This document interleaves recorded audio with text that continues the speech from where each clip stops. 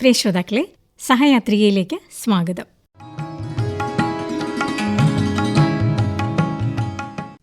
സഹയാത്രികയിൽ ഇന്ന് നമ്മോടൊപ്പമുള്ളത് കേക്ക് നിർമ്മാണത്തിൽ വിദഗ്ധയായ സോണിയ യേശുദാസാണ്.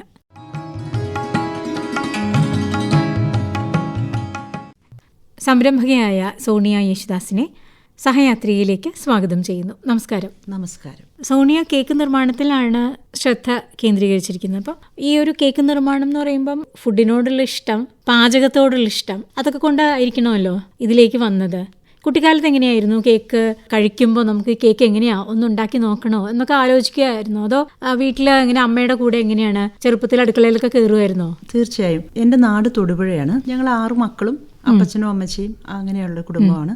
അപ്പൊ അവിടെ കുറെ പറമ്പുള്ള ഒരു വീടായിരുന്നു. അപ്പൊ അതുകൊണ്ട് എപ്പോഴും അവിടെ പണിക്കാരുണ്ടാകും. കർഷക കുടുംബമാണ്. പക്ഷെ അപ്പച്ചൻ ആയുർവേദ ഡോക്ടറായിരുന്നു. അതിന്റെ ഒപ്പം തന്നെ കൃഷിഭൂമിയുമുണ്ട്. അപ്പൊ അവിടെ കൃഷിക്ക് പണിക്കാർ ഒരു 30 പണിക്കാരോളം എല്ലാ ദിവസവും തന്നെ ഉണ്ടാകും. അപ്പൊ അവർക്ക് എല്ലാവർക്കും നമ്മൾ ഒരു 10 മണിയാവുമ്പം ഭക്ഷണം കൊടുക്കും. ആ ഭക്ഷണം കൊടുക്കുന്നത് ഒരു പുഴുക്കുണ്ടാവും, കപ്പ അല്ലെങ്കിൽ ചക്ക, പിന്നെ ചോറ്, അതിനോടനുബന്ധിച്ചുള്ള കറികൾ. അപ്പോൾ ഈ ചക്കയൊക്കെ പുഴുങ്ങുന്നത് ഒരു വലിയൊരു കലത്തില് 30 പേർക്കുള്ളതല്ലേ. അപ്പൊ അത് പുഴുങ്ങിയെടുക്കാൻ വേണ്ടിയിട്ട് തന്നെ ഒരു വലിയൊരു കോല്, പിന്നെ അത് വെച്ച് ഇങ്ങനെ ഇളക്കി എടുക്കുന്നത് ഒക്കെ അമ്മ തന്നെയാണോ? അമ്മയുടെ കൂടെ അമ്മയ്ക്ക് സഹായിക്കാൻ ജോലിക്കാരുണ്ട്. അതിന്റെ ഒപ്പം ഞങ്ങളും ഉണ്ട്. അപ്പം ഞങ്ങളൊരു 9 മണിക്ക് സ്കൂളിൽ പോകും. പക്ഷെ എന്നിരുന്നാലും ഇതെല്ലാം കണ്ടിട്ടാണ് പോകുന്നത്. എല്ലാം തിരക്കെല്ലാം കണ്ടിട്ടാ പോകുന്നത്. സ്കൂളില്ലാത്തപ്പോ അമ്മയുടെ ഒപ്പം തന്നെ നിൽക്കും. ഇപ്പൊ എനിക്ക് 4 ചേച്ചിമാരും 2 ആങ്ങളമാരുമാണ്. ഞാൻ ഏറ്റവും ഉള്ളത് വീട്ടില്. അപ്പൊ ചേച്ചിമാരൊക്കെ പഠിക്കുന്നത് ഇവിടെയല്ല, എറണാകുളത്തും ഒക്കെയാണ് പഠിച്ചത്. അപ്പൊ ഞാൻ എപ്പോഴും അമ്മയുടെ കൂടെ ഉണ്ടാവും.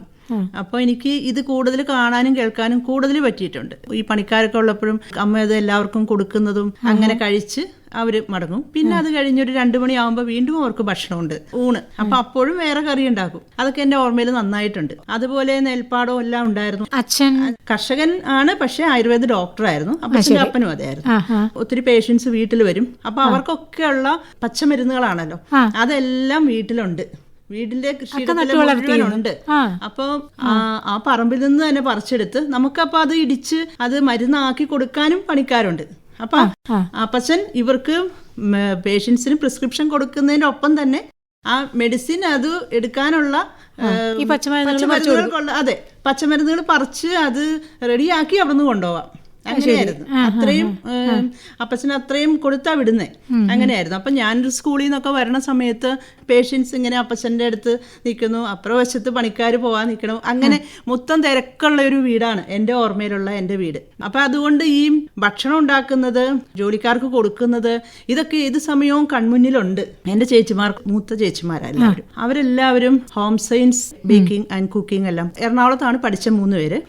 അപ്പൊ തിരുവനന്തപുരത്തുണ്ട് ഇതേപോലെ ബേക്കിംഗ് ആൻഡ് കുക്കിംഗ് എല്ലാം പഠിപ്പിക്കുന്നത്. പിന്നെ ഉള്ളത് മൂലമറ്റം. അപ്പൊ ഈ ചേച്ചിമാരെല്ലാവരും ബേക്കിംഗ് ഇതെല്ലാം ഒരുവിധം പഠിച്ചവരാ. ഇവർക്കൊക്കെ അന്ന് നമ്മുടെ നാട്ടിലൊക്കെ ഈ കൊക്കോ കൃഷിയുള്ള സമയമാണ്. അപ്പൊ അതിൽ നിന്ന് കായെടുത്ത് മിഠായി ഉണ്ടാക്കും. എന്റെ ഒരു ചേച്ചി ഉണ്ടാക്കുമായിരുന്നു. നല്ല മിഠായി തന്നെ ഉണ്ടാക്കും. അതിങ്ങനെ അതെ പറിച്ച്. അപ്പൊ ഞാനൊക്കെ ഇത് കണ്ടോണ്ടിരിക്കും. നമുക്കറിയില്ല അത് ചെയ്യാൻ. ഇവരെല്ലാവരും പഠിച്ചിട്ട് വന്നിട്ട് ഓരോരോ കാര്യങ്ങൾ ചെയ്യുമ്പോൾ നമുക്കും കൊതി വരും, ഇതെനിക്കും ഒന്ന് ചെയ്യാൻ പറ്റിയായിരുന്നെങ്കിൽ എന്ന് ചിന്തിക്കും. ഞാൻ സ്കൂള് കഴിഞ്ഞ് പിന്നെ അത് കഴിഞ്ഞ് പ്രീ ഡിഗ്രി ആ സമയത്തും പാചകം ചെയ്യാൻ ഒരു മടിയില്ല. എന്തും അങ്ങ് ചെയ്യും. അമ്മ പറയണ ഇന്നത് ചെയ്യാൻ പറഞ്ഞാൽ ഞാൻ ചെയ്യും. ഇപ്പൊ ഏത് കറി ചെയ്യണമെന്ന് പറഞ്ഞാലും ഞാൻ നോക്കി കണ്ടിട്ടേ ഉള്ളൂ, പക്ഷെ എനിക്കത് ചെയ്യാൻ പറ്റും. വലിയൊരു അത് ചോറും ഇടാൻ ഞാൻ ഇട്ടും. അടുപ്പിലാണ് കത്തിക്കുന്നത്. ഗ്യാസ് അടുപ്പ് വരണേ ഉള്ളൂ ആ സമയത്ത്, എല്ലാം അടുപ്പിലാ. പക്ഷെ എനിക്കറിയാതെ വിറകൊക്കെ വെച്ച് കത്തിച്ച് അത് അമ്മച്ചി വരുമ്പോഴേക്കും ഞാനതൊക്കെ ചെയ്തു വെച്ചിട്ടുണ്ടാവും.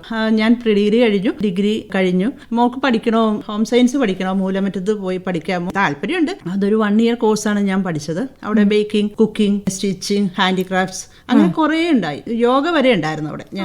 അങ്ങനെയുള്ളൊരു ജർമ്മൻ സിസ്റ്റേഴ്സ് ആണ് അവർ. നമ്മുടെ ആ ഒരു റെസിപ്പീസ് എല്ലാം അവിടെ കൊടുക്കുന്നതെല്ലാം ജർമ്മൻ ആ ഒരു സ്റ്റാൻഡേർഡിലുള്ള അവരുടെ റെസിപ്പീസ് ഒക്കെയാണ്. കേരളത്തിൽ ആ സമയത്ത് നമ്മൾ അത്ര കണ്ട് നമുക്ക് അറിയില്ല. ആ ഒരു കാലഘട്ടത്തിലായിരുന്നു പഠിക്കാൻ തുടങ്ങിയപ്പോ കിച്ചണിൽ ഉപയോഗിക്കുന്ന എല്ലാ ഇൻഗ്രീഡിയൻസിന്റെ പേരും ഇംഗ്ലീഷിൽ എല്ലാം പറയുമ്പോൾ ഒന്നും അറിയില്ല. പക്ഷെ രാത്രി ഇരുന്ന് ഡിക്ഷണറി എടുത്ത് നോക്കി ഇതേതാണെന്ന് പഠിച്ചെടുക്കുക ചെയ്യണേ. പിറ്റേ ദിവസം ഇത് ചോദിക്കും. സ്ട്രിക്റ്റ് ആണ്. ആദ്യത്തെ ഒരു 1-2 ആഴ്ച നല്ല ബുദ്ധിമുട്ടായിരുന്നു എനിക്ക്. പ്രാക്ടിക്കൽ ആയിട്ടുള്ള ക്ലാസ് അല്ല, തിയറിയാണ് ആദ്യം. അത് കഴിഞ്ഞിട്ട് നമുക്ക് പ്രാക്ടിക്കലായിട്ട് 60 കുട്ടികളോളം ഉണ്ട് ആ ഒരു ബാച്ചിൽ. അപ്പൊ 15 പേരെ വെച്ച് ഇത്ര ക്ലാസ്. അപ്പൊ അത് 15 പേർക്ക് ഇത്ര ഐറ്റംസ്. അപ്പം കേക്ക് ഐറ്റംസ് മാത്രമല്ല, കട്ട്ലറ്റ്, ഫ്രൈഡ് റൈസ്, നൂഡിൽസ്, അങ്ങനെ എല്ലാം ഉണ്ടാവും. ബേക്കിംഗ് ആൻഡ് കുക്കിംഗ് ആണ്. പിന്നെ ജ്യൂസ്. നമ്മളിപ്പോ ഒരു ഹോട്ടലിൽ ഫുഡ് അറേഞ്ച് ചെയ്യുന്ന പോലെ തന്നെ ഇപ്പൊ സ്റ്റാർട്ടർ, ഒരു സൂപ്പ്, ഒരു കട്ട്ലറ്റ്, നെക്സ്റ്റ് ഒരു ഫ്രൈഡ് റൈസ് അല്ലെങ്കിൽ ഒരു ഹെവി ആയിട്ടുള്ള ഒരു ഐറ്റം, ലാസ്റ്റ് ഒരു ഡെസേർട്ട്. ആ ഒരു ലെവലിലാണ് ഞങ്ങൾക്ക് തരുന്നത്. ഒരു 3 ഐറ്റം വെച്ചാണ് ചെയ്യുന്നത്. അപ്പൊ നമ്മളിപ്പോ ഒരു പാർട്ടിക്ക് ചെല്ലുമ്പോൾ കഴിക്കുന്ന ആ ലെവലിൽ തന്നെ ഒരു 3-4 മണിക്കൂർ കൊണ്ട് ഈ പ്രാക്ടിക്കലായിട്ട് ഞങ്ങൾക്ക് ഇത് എങ്ങനെയാണ് ചെയ്യേണ്ടതെന്ന് പഠിപ്പിച്ചു തരും. ഞങ്ങൾ തന്നെ അത് പാചകം ചെയ്യുന്നവരുണ്ട്, ബേക്ക് ചെയ്യുന്നവരുണ്ട്, ജ്യൂസ് ഉണ്ടാക്കുന്നവരുണ്ട്, പുഡിംഗ് ചെയ്യുന്നവരുണ്ട്. അങ്ങനെ പല ഇതിലാണ് ചെയ്യുന്നത്. ഈ ചെയ്യുന്ന ഐറ്റംസ് എല്ലാം ഒരു 3 മണി 4 മണി ആകുമ്പോഴേക്കും വലിയൊരു ടേബിൾ മാറ്റൊക്കെ വെച്ച് നമ്മൾ അത് മുതൽ പഠിപ്പിക്കുകയാണ്. എങ്ങനെയാണ് ഒരു ടേബിൾ അറേഞ്ച് ചെയ്യേണ്ടത്, പ്ലേറ്റ്സ് അതുപോലെ ഗ്ലാസസ് ഒക്കെ നമ്മൾ എങ്ങനെ അവിടെ അറേഞ്ച് ചെയ്യണം, ഇതെല്ലാം പഠിപ്പിച്ചിട്ടുണ്ടാവും. ഒരു ഗ്ലാസ് തന്നെ നമ്മൾ ഫുഡ് കഴിക്കുമ്പോൾ ലെഫ്റ്റ് ആണ് വെക്കേണ്ടത്. കഴിക്കുന്നതല്ലേ വലത് കൈ വെച്ച്, ഇടത് കൈ വെച്ചേ നമുക്ക് വെള്ളം കുടിക്കാൻ പറ്റുള്ളൂ. അങ്ങനെ എല്ലാത്തിനും ഉണ്ട്, ഓരോരോ സ്ഥാനങ്ങളുണ്ട്. ഇപ്പൊ സ്പൂൺ ആൻഡ് ഫോർക്ക് അതെല്ലാം ഉണ്ട്. എല്ലാത്തിനും ഒരു റൂളുണ്ട്. ഞാൻ കാണാത്ത ഒരു ലോകത്തേക്ക് ചെന്നെത്തിയ പോലെയായിരുന്നു. ടേബിൾ തന്നെ എന്ന് പറഞ്ഞ ഒരു വലിയൊരു ഹോളിന്റെ അത്രയുള്ള ഒരു ടേബിളാണ് ബേക്കിങ്ങിന് മാത്രം. വലിയൊരു ഹോളിലാണ് ഈ ഫുഡ് കഴിക്കാനിരിക്കുന്നത്. ഉണ്ടാക്കിയ ഐറ്റംസ് എല്ലാം സെർവ് ചെയ്യാൻ വേണ്ടിയിട്ട് എല്ലാം ടേബിളിൽ ഇങ്ങനെ സെറ്റ് ചെയ്യുന്നതും ആദ്യം ഏതെടുക്കണം, ഡെസേർട്ടാണോ സ്റ്റാർട്ടറാണോ അതൊന്നും നമുക്ക് അറിയില്ല. ആ സമയത്ത് ഏതാണ് എടുത്ത് കഴിക്കേണ്ടതെന്ന് അറിയില്ല. അപ്പൊ അതുപോലെ നമ്മളെ പഠിപ്പിച്ചു തരുവാണ്. ആദ്യം സൂപ്പ്, ഒരു സ്റ്റാർട്ടർ, ഏതെങ്കിലും ഒരു ഐറ്റം, പിന്നെ അത് കഴിഞ്ഞിട്ട് നമ്മൾ മെയിൻ ആയിട്ട് അപ്പൊ നമ്മൾ അതനുസരിച്ച് കഴിക്കണം. നമ്മുടെ കൂടെ തന്നെ നമ്മുടെ ടീച്ചേഴ്സ് ഇരിക്കുവാണ്. ഇത് എങ്ങനെയാണ് നിങ്ങൾ കഴിക്കണേന്ന് അറിയാനാണ്. അത് നല്ലൊരു എക്സ്പീരിയൻസ് ആയിരുന്നു. ഏറ്റവും ത്രില്ലിംഗ് ആയിട്ടുള്ള കാര്യമാണ് ആ ഫുഡ് കഴിക്കാനിരിക്കുന്നത്. കാരണം ആ ഒരു സ്മെല്ലൊക്കെ എന്ന് വെച്ചാൽ അവിടെ എല്ലാം അവർക്ക് പുറത്തുനിന്ന് ജർമ്മനിയിൽ നിന്ന് വരുന്നതാണ് ഈ ഐറ്റംസ് എല്ലാം. ആ ഒരു സമയത്ത് ബട്ടർ, മൈദ ഇതൊന്നും നമുക്കിവിടെ ഇല്ല. ആ സമയത്ത് ഗോതമ്പ് പൊടിയൊക്കെ ഉള്ളൂ. നൈസായിട്ടുള്ള ഗോതമ്പ് പൊടിയൊന്നും അന്നും ഇല്ല. നമ്മളെല്ലാം പൊടിപ്പിച്ചെടുക്കുമല്ലേ. അപ്പൊ ഇതെല്ലാം ടിന്നുകളിലാണ് വരുന്നത്. ഡാൽഡയൊക്കെ. പിന്നെ അവൻ, വലിയ അവനാണ്. ആ സമയത്ത് നമ്മുടെ നാട്ടിലില്ല. ബേക്കിംഗ് ടിൻ അങ്ങ് വെച്ചു, ബേക്കിനുള്ളത് എടുത്ത് വെച്ച് അങ്ങനെ വരും. സെർവ് ചെയ്തതെല്ലാം കഴിച്ചു. ഈ പ്ലേറ്റ് എല്ലാം കഴിയാൻ ഞങ്ങൾക്ക് റൊട്ടേറ്റ് ചെയ്ത് വരും. എങ്ങനെ ക്ലീൻ ചെയ്ത് അത് തുടച്ച് എങ്ങനെ എടുത്ത് വെക്കണം, അങ്ങനെ മുതൽ ലാസ്റ്റ് ഫിനിഷിംഗ് സ്റ്റേജ് വരെ നമ്മൾ പഠിപ്പിച്ചു തരുന്ന ഒരു സ്ഥാപനം അത്. അതായത് ബേക്കിംഗ് മാത്രമല്ല. അപ്പോ ഞാനൊരു 6 months അവിടെ ബേക്കിംഗ് പഠിച്ചു, ഒപ്പം കുക്കിംഗ് എല്ലാം ഉണ്ടായിരുന്നു. പിന്നെ ഞാൻ അതിന്റെ ഒപ്പം സ്റ്റിച്ചിങ് പഠിച്ചു, ഹാൻഡിക്രാഫ്റ്റ്സ്. അങ്ങനെ ഞാനൊരു 1 year ഉണ്ടായിരുന്നു അവിടെ. ഈ ഹാൻഡിക്രാഫ്റ്റ്സ് ഐറ്റംസ് ഒക്കെ എനിക്ക് ചെയ്യാൻ ഇഷ്ടമാണ്, ഞാൻ ചെയ്തുകൊണ്ടിരുന്നു. പക്ഷെ എനിക്ക് ബേക്കിങ്ങിനോട് ഭയങ്കര ഒരു താല്പര്യം. എന്താണെന്ന് വെച്ചാൽ പുതിയത് എന്തെങ്കിലും ചെയ്യണം. അതിന്റെ ഒപ്പം ഞങ്ങൾക്ക് ഒരു റെക്കോർഡ് ബുക്ക് ഉണ്ടായിരുന്നു. ഓരോ റെസിപ്പീസും എഴുതി, ഇൻഗ്രീഡിയൻസ്, പിന്നെ അതിന്റെ താഴെ നമ്മൾ എന്തെങ്കിലും ഒരു ഫോട്ടോസ് ഒക്കെ വെച്ച് നമ്മൾ റെക്കോർഡ് ബുക്ക് ഉണ്ടാക്കി. അതിപ്പോഴും ഞാൻ സൂക്ഷിച്ചു വെച്ചിട്ടുണ്ട്. ഇതെല്ലാം നോക്കിയിട്ടാണ് നമുക്ക് എക്സാം കഴിയുമ്പോൾ എ ഗ്രേഡ് ആണോ ബി ഗ്രേഡ് ആണോ ഇതൊക്കെ കഴിഞ്ഞ് നമുക്കൊരു എക്സാം ഉണ്ട്, ഫൈനൽ എക്സാം ഉണ്ട്. അതെങ്ങനെയാണ്? അത് റിട്ടേൺ ആണോ? റിട്ടേൺ അല്ല, എല്ലാം പ്രാക്ടിക്കലാണ്. ഒരാൾക്ക് 2 ഐറ്റം ചെയ്യണം. ഞങ്ങൾ 60 പേരുണ്ട്. അപ്പം ജർമ്മനിയിൽ നിന്ന് വന്നേക്കുന്ന സിസ്റ്റേഴ്സ് ഒക്കെ ഉണ്ട്. അവരാണ് പ്രാക്ടിക്കൽ ആയിട്ടുള്ള മാർക്ക് ഇടുന്നത് ജഡ്ജസ്. ക്രിസ്മസ് കേക്ക് ഉണ്ടല്ലോ, പ്ലം കേക്ക്, അതാണ് ഇന്ന് ഞങ്ങൾക്ക് ഏറ്റവും ബുദ്ധിമുട്ടുള്ള ഒരു സംഭവം. കേക്ക് ഉണ്ടാക്കുന്നത് അത് ഇച്ചിരി ബുദ്ധിമുട്ടുള്ള കാര്യമാണ്. കാരണം അതിനുള്ളിൽ ഒരു ക്യാരമൽ ചെയ്യണമല്ലോ, നമ്മൾ ഷുഗർ ക്യാരമലൈസ് ചെയ്യണമല്ലോ. അത് നമ്മൾ അവിടെ പഠിക്കുന്ന സമയത്ത് ഒരു പ്രാവശ്യം എങ്ങാനും ഒന്ന് ചെയ്തിട്ടുണ്ടാവുള്ളൂ. ഇത് വെച്ച് എക്സാമിന് ചെയ്യണം എന്ന് പറഞ്ഞത് വലിയൊരു ടാസ്ക്കാണ്. കാരണം പഞ്ചസാര കരിയിച്ചെടുത്ത് അതിലേക്ക് വെള്ളം ഒഴിച്ച് അത് കറക്റ്റാക്കി എടുക്കുക എന്ന് പറഞ്ഞത് എല്ലാവരുടെയും ഒരു പേടി സ്വപ്നമാണ്. അപ്പൊ അതുകൊണ്ട് ഈ പ്ലം കേക്ക് കിട്ടരുതെന്നാണ്.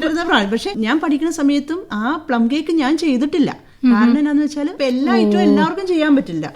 നമ്മുടേത് ചെയ്തു, മറ്റൊരാൾ ചെയ്യുന്നത് നമ്മൾ അപ്പുറം നിന്ന് കണ്ടോണ്ടിരിക്കുക. അങ്ങനെ പ്ലം കേക്ക് കിട്ടരുതേ എന്ന് പറഞ്ഞ എല്ലാരും പറഞ്ഞു. കറക്റ്റ്, എനിക്ക് തന്നെ കിട്ടി. എക്സാമിന് വന്നത് എനിക്ക് പ്ലം കേക്ക് ചെയ്യാനാവുന്നത്. എന്നിട്ട് മൈദ കാര്യങ്ങളെല്ലാം സേവ് ചെയ്തു, ഫ്രൂട്ട്സ് എല്ലാം കട്ട് ചെയ്ത് വെച്ചു, അതെല്ലാം ഇങ്ങനെ സോക്ക് ചെയ്ത് വെച്ചിട്ടുണ്ട്. പഞ്ചസാര കരിയിക്കണ സമയം വന്നപ്പോ ആരും കാണല്ലേ എന്ന് ഓർത്തുകൊണ്ട് ഞാനിത് കരിയിച്ചു വന്നു. പെട്ടെന്നെടുത്ത് ഒരു ഗ്ലാസ് വെള്ളം എടുത്ത് അങ്ങോട്ട് ഒഴിച്ച് ആ ഹോള് മൊത്തം പുകയായി. ഇനി ഞാൻ എന്ത് ചെയ്യും? എന്റെ മാർക്കെല്ലാം പോയി. ഈ എക്സാമിന് ഇത് തെറ്റിച്ചു കളഞ്ഞല്ലോ, ഈ ക്യാരമലൈസ് ചെയ്യുന്നത് കാര്യം. ടീച്ചേഴ്സ് എല്ലാരും എന്റെ മുഖത്തേക്ക് ഇങ്ങനെ നോക്കുക. അപ്പോഴേക്കും ഈ സിസ്റ്റർ ഉണ്ടല്ലോ, ഞാൻ പറഞ്ഞില്ല എന്റെ പേര് നോ വറീസ് എന്നൊക്കെ പറഞ്ഞ്, അപ്പൊ പറഞ്ഞു ഇതിങ്ങനെയല്ല ചെയ്യണ്ടേ എന്ന് പറഞ്ഞ് അവര് എന്നെ പഠിപ്പിച്ചു തന്നു. അവിടെ വെച്ച് തന്നെ എന്നോട് പറഞ്ഞു ഒരു പാത്രത്തിൽ എടുക്കുക, അതിലേക്ക് ഷുഗർ ഇടാൻ പറഞ്ഞു. അത് കഴിഞ്ഞ് അന്ന് എനിക്ക് പറഞ്ഞു തന്നതാണ്, നമ്മൾ ഒരിക്കലും തണുത്ത വെള്ളം എടുത്ത് ഒഴിക്കരുത്. ആ ഒരു കൺസിസ്റ്റൻസി ഉണ്ട്, അത് കറക്റ്റ് എനിക്ക് പറഞ്ഞു തന്നു. അതിൽ ചൂട് വെള്ളം ഇതിലേക്ക് ഒഴിക്കാവുള്ളൂ. ചൂടുവെള്ളമാണ് നമ്മൾ ഒഴിക്കേണ്ടത്. അത് കഴിഞ്ഞപ്പോൾ ഇത് എന്നെ പഠിപ്പിച്ചു തന്നു. എന്നിട്ട് ഇനി ചെയ്തോളാൻ പറഞ്ഞു. കേക്ക് ചെയ്തിട്ട് നമ്മൾ അത് സെർവ് ചെയ്യണം അവർക്ക്. അവർ ജഡ്ജസ് ആണ്, അവർ തന്നെയാണ് കഴിക്കാനിരിക്കുന്നത്. അവർ 6 പേരുണ്ടായിരുന്നു. അവർ പറഞ്ഞു ബെസ്റ്റ് കേക്കാണ് ചെയ്തേക്കുന്നത് എന്നൊക്കെ പറഞ്ഞ് എനിക്ക് ഷേക്ക് ഹാൻഡ് തന്നു. അത് എനിക്ക് മറക്കാൻ പറ്റാത്തൊരു കാര്യം. അതൊരു ഓർമ്മ. എനിക്ക് അന്ന് പഠിച്ച കാര്യം ഇന്നും അതുപോലെ തന്നെ ഞാൻ ചെയ്യുന്നത്. എനിക്ക് ആ കോൺഫിഡൻസ് തന്നത് ആ മിസ്സാണ്, എന്നെ കൊണ്ട് പറ്റും എന്ന് എന്നെ തെളിയിച്ച്. അതേപോലെ റെക്കോർഡ് ബുക്കും എല്ലാം തന്ന് നമുക്ക് സർട്ടിഫിക്കറ്റ് ഒക്കെ തന്ന് A ഗ്രേഡും കിട്ടി. തിരിച്ചു വന്നു കഴിഞ്ഞപ്പം എനിക്ക് കേക്കൊക്കെ ചെയ്യാൻ അറിയാമല്ലോ. ആ ഒരു കോൺഫിഡൻസ് ഉണ്ട്. വീട്ടിലൊന്നും ഓവനില്ല. അപ്പൊ നമ്മൾ ഈ താഴെ മേളിലും തീ വെച്ച് അങ്ങനെ ഞാനും അമ്മച്ചിയും കൂടെ ഒക്കെ ചെയ്തിട്ടുണ്ട്. അത് കഴിഞ്ഞൊരു 1-2 വർഷം കഴിഞ്ഞപ്പോഴത്തേക്കും പതുക്കെ ഈ റൗണ്ട് ആയിട്ടുള്ള ഒരു തരം അവൻ കോയിലൊക്കെ ആയിട്ട് അത് കിട്ടി. ഒത്തിരി വെറൈറ്റീസ് ചെയ്യുമായിരുന്നു. കേക്ക് മാത്രമല്ല, ഗുലാബ് ജാം മുതൽ പുഡിംഗ് മുതൽ ഒത്തിരി കുറേ വെറൈറ്റീസ്. പക്ഷെ എനിക്കിങ്ങനെ ഓരോന്നും ഇങ്ങനെ ചെയ്തുകൊണ്ടിരിക്കാൻ ഇഷ്ടമാണ്. ഇപ്പോൾ ഒരു ദിവസം ഇത് ചെയ്തു, പിറ്റേ ദിവസം ഒന്ന് അടുത്തത് ചെയ്യുക, അത് വലിയ ഇഷ്ടമുള്ള കാര്യമായിരുന്നു. പിന്നെ അത് കഴിഞ്ഞ് ഉടനെ തന്നെ കല്യാണം ആയി. വന്ന വീട്ടിലേക്കും കുറേ മെമ്പേഴ്സ് ഉള്ള വീടാണ്. അപ്പോൾ ഞാൻ വന്നതിന് ശേഷം കുറേ കുട്ടികളൊക്കെ ഉണ്ടാവും, വീട്ടിലുണ്ടാവും. അപ്പോൾ അവർക്കൊക്കെ ഞാൻ ചെയ്യുന്ന കേക്ക് ഇങ്ങനെ കൊടുക്കും. അപ്പോൾ എല്ലാവരും കഴിക്കും. ആ കേക്ക് എന്ന് പറഞ്ഞ് എല്ലാവരും ഒരു 30-35 ടൈപ്പ് ഓഫ് കേക്ക്സ് ഉണ്ട് എൻ്റെ ബുക്കിലുണ്ട്. ചെയ്തേക്കുന്ന കേക്കുകളുണ്ട്. അപ്പൊ ഞാൻ ഓരോന്ന് ബൈ ഹാർട്ടാക്കും, വെച്ച് ചെയ്യും. അപ്പൊ അങ്ങനെ ചെയ്ത് കല്യാണം കഴിഞ്ഞ് ഞാൻ വന്നൊരു വർഷം കഴിഞ്ഞപ്പോൾ തന്നെ എന്നെ സിസ്റ്റർ 9 കേക്കിന് ഓർഡർ എനിക്ക് ആ സമയത്ത്. എൻ്റെ കയ്യിൽ ആകെ ഒരു ചെറിയൊരു അവനാണുള്ളത്. അതിൽ ഞാൻ 9 കേക്ക് റെഡിയാക്കി എടുത്ത് കൊടുത്തു. അപ്പൊ അവര് കഴിച്ചവരെല്ലാവരും അവര് വീട്ടിൽ എന്തോ ഒരു ഫംഗ്ഷന് ചോദിച്ചതായിരുന്നു. അങ്ങനെയാണ് എൻ്റെ ആദ്യത്തെ കേക്ക് 9 കേക്ക് കൊടുത്തതാണ്. എൻ്റെ ആദ്യമായിട്ട് ഇത്ര ബൾക്കായിട്ട് ഞാൻ കൊടുത്തത്. പക്ഷെ അത് ഇങ്ങനെ ചെയ്യാൻ വേണ്ടിയിട്ടുള്ള ഒരു ത്രില്ല് ഭയങ്കരമാണ് നമുക്ക്. നമ്മൾ ചെറുപ്പമാണല്ലോ.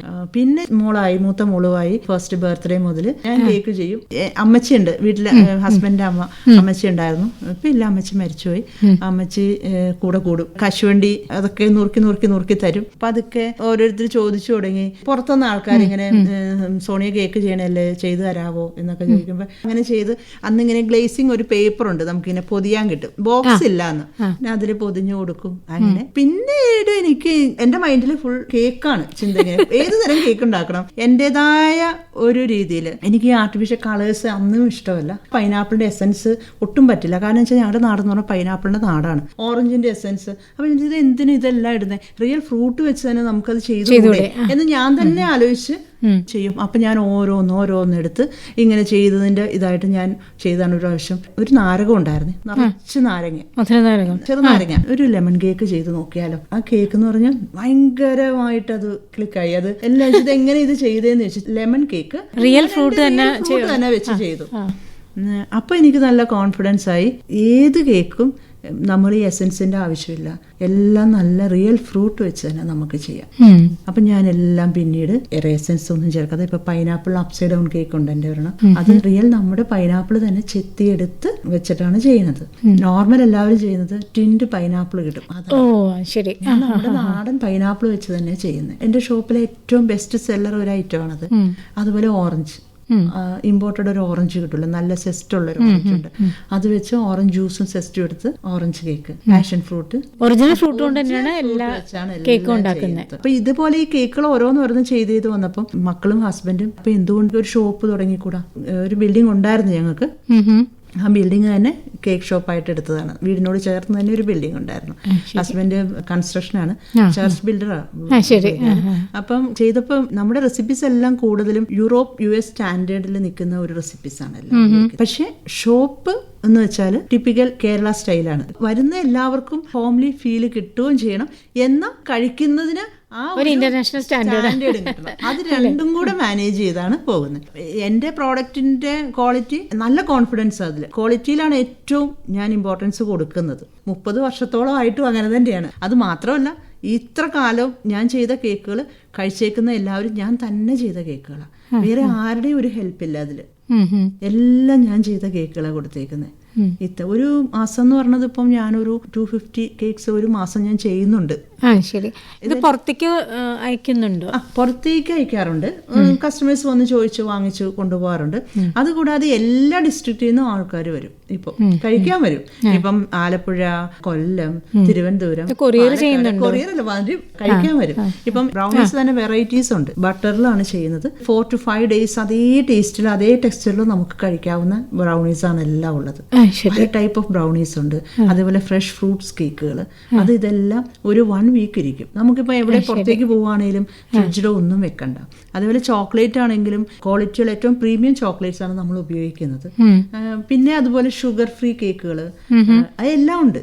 ഇപ്പം ഷുഗർ ഫ്രീ എന്ന് പറഞ്ഞാൽ ഷുഗറേ ഇല്ല, ഷുഗർ ഇല്ലാതെ തന്നെയുള്ള കേക്ക് തന്നെ ചെയ്തു കൊടുക്കുന്നുണ്ട്. അപ്പൊ അതിന് മധുരം ഉണ്ടാവുമോ? മധുരം ഞാൻ പറയുന്നത് അങ്ങനെയൊക്കെ കൊടുത്തു ഫ്രൂട്ട്സ് ഉപയോഗിച്ചിട്ടാണോ അത് ചെയ്യുന്നത്? ഫ്രൂട്ട്സ് അല്ലെങ്കിൽ ചിലർക്ക് ഫ്രൂട്ട്സ് വേണ്ട, ചിലർക്ക് നട്ട്സും ഡേറ്റ്സും ഒക്കെ മാത്രം അങ്ങനെ തന്നെ ചെയ്തു കൊടുക്കും. പിന്നെ ബേക്കിംഗ് സോഡ, ബേക്കിംഗ് പൗഡർ ഒന്നുമില്ലാതെ ഒരു പ്രിസർവേറ്റീവ്സ് ഞാൻ ഉപയോഗിക്കുന്നില്ല.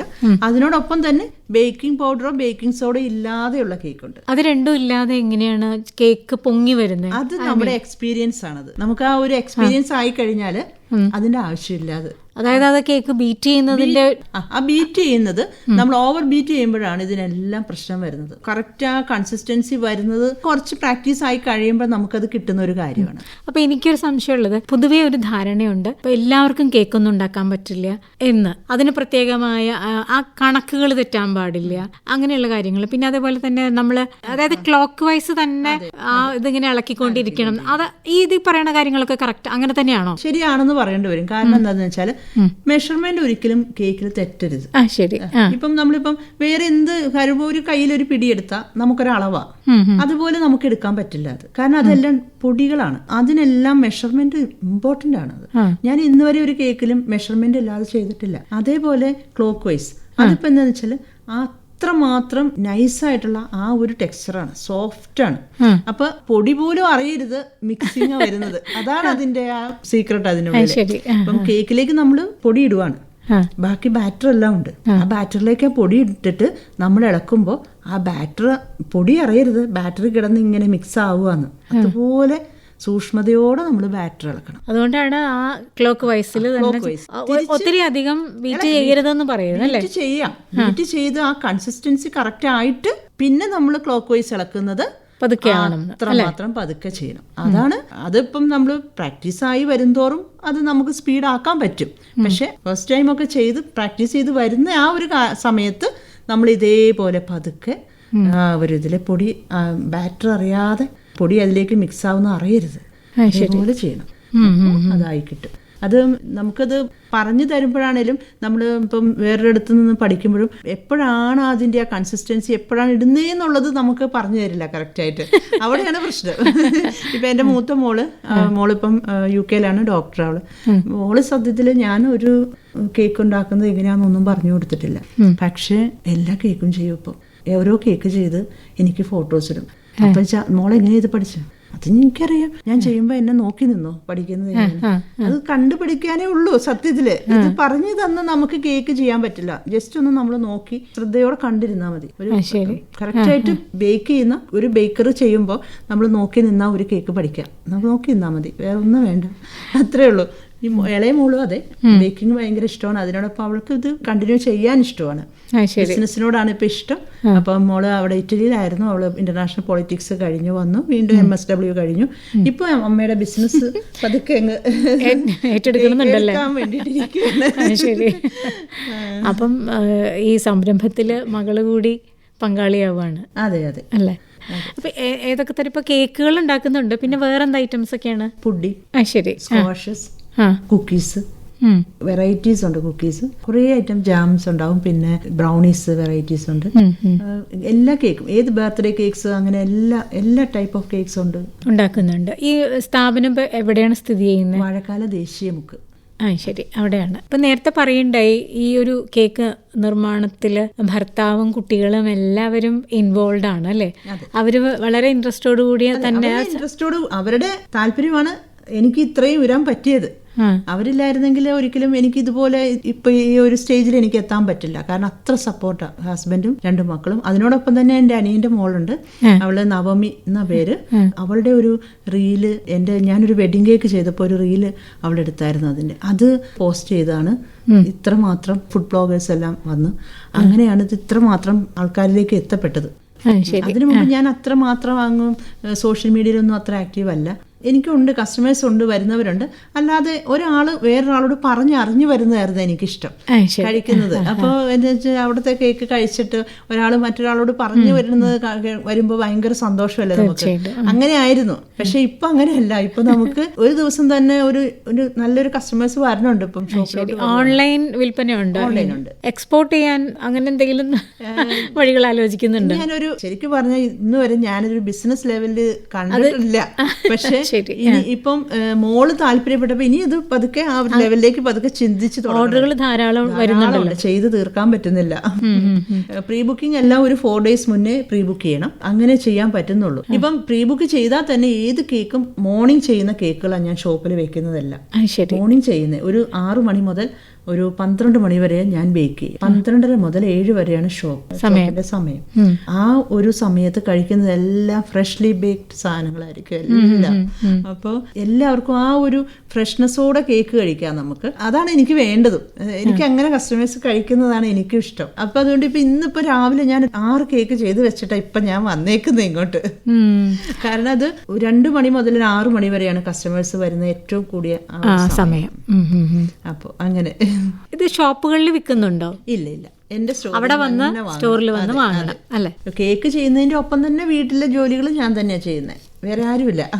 അപ്പോൾ ഇതിന്റെ രാവിലെ തന്നെ എഴുന്നേറ്റ് വീട്ടിലേക്കുള്ള രാവിലത്തെ മോർണിംഗ് ഫുഡ് എല്ലാം ചെയ്തു നേരെ ബേക്കിങ്ങിലേക്ക് പോയി. അത് കഴിഞ്ഞ് അവിടെ നിന്ന് ഒരു 10 മണിയാകുമ്പോൾ തിരിച്ചു വന്ന് ഫുഡ് കഴിച്ചു. ഉച്ചക്കത്തേക്കുള്ള എന്തെങ്കിലും ഒരു ചെറുതായിട്ട് ഫുഡ് ഉണ്ടാക്കി അത് കഴിഞ്ഞ് വീണ്ടും ബേക്കിങ്ങിലേക്ക് പോയി. അങ്ങനെയാണ് എൻ്റെ ഒരു ലൈഫ്. ഈ ഷോപ്പിൽ ജോലിക്കാരുണ്ടോ? ഒരു സ്റ്റാഫ് ഉണ്ട്, ഷോപ്പിൽ ഇരിക്കാൻ ഒരു ചേച്ചിയുണ്ട്. അപ്പോൾ ഈ ഒരു സംരംഭം ഇങ്ങനെ കൊണ്ടു നടക്കുന്നുണ്ട്. എന്തെങ്കിലും അവാർഡുകളോ അങ്ങനെ എന്തെങ്കിലും കിട്ടിയിട്ടുണ്ടോ?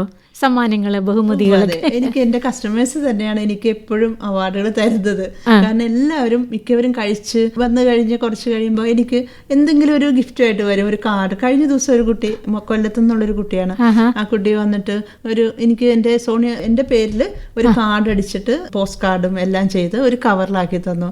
ഭയങ്കര ഇഷ്ടമായിട്ട്. പിന്നെ സ്വീറ്റ്സ് ഒക്കെ വാങ്ങിച്ചു തരും. ഇപ്പം ഷോപ്പിലൊക്കെ ചെല്ലുമ്പോൾ എന്നെ കാണുമ്പോഴത്തേക്കും കൊച്ചു കുട്ടികളൊക്കെ എനിക്ക് സ്വീറ്റ്സ് വാങ്ങിച്ചു തരാന്നൊക്കെ പറഞ്ഞ് സ്വീറ്റ്സ് വാങ്ങിച്ചു തരും. പിന്നെ അതേപോലെ എനിക്ക് കുറെ കിട്ടിയിട്ടുണ്ട്, ഗിഫ്റ്റ് ഒക്കെ കിട്ടിയിട്ടുണ്ട്. ഇങ്ങനെ കസ്റ്റമേഴ്സ് തന്നെ. അതാണ് നമുക്ക് കിട്ടുന്ന ബഹുമതി അല്ലേ? പിന്നെ അവര് കഴിച്ചു കഴിഞ്ഞിട്ട് കൊള്ളാം, ഇത് ഒരെണ്ണം കൂടി തരുമോ പാക്ക് ചെയ്യാൻ, ഇത് എങ്ങനെ ചെയ്യുന്നത്, ഇത്രയും നല്ലൊരു ക്വാളിറ്റിയിൽ ഇത് കഴിച്ചിട്ടില്ല എന്ന് പറഞ്ഞ് അവർ പറയുമ്പോൾ നമുക്ക് കിട്ടുന്ന സാറ്റിസ്ഫാക്ഷൻ ഭയങ്കര വലുതാണ്. അതാണ് മതി നമുക്കൊരു സുഖമായിട്ട് മനസ്സിന് നല്ല ഏറ്റവും സുഖം തരുന്ന കാര്യമാണ്. അതെ, നമുക്ക് ഏറ്റവും തൃപ്തി നൽകുന്ന ഒരു കാര്യം അത് തന്നെയാണ് അല്ലേ? അപ്പോൾ കേക്ക് നിർമ്മാണത്തെക്കുറിച്ച്, കേക്ക് നിർമ്മാണത്തിലേക്ക് എത്തിപ്പെട്ടതിനെ കുറിച്ചൊക്കെ ഒരുപാട് കാര്യങ്ങളാണ് നമുക്കിന്ന് സോണിയ പറഞ്ഞു തന്നത്. Thank you.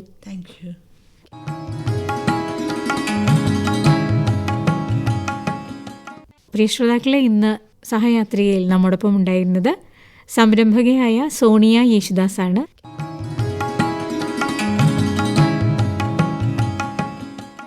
ഇന്നത്തെ സഹയാത്രിക സമാപിക്കുന്നു. നിർവഹണം ലൗലി, സഹായം KV ലീല.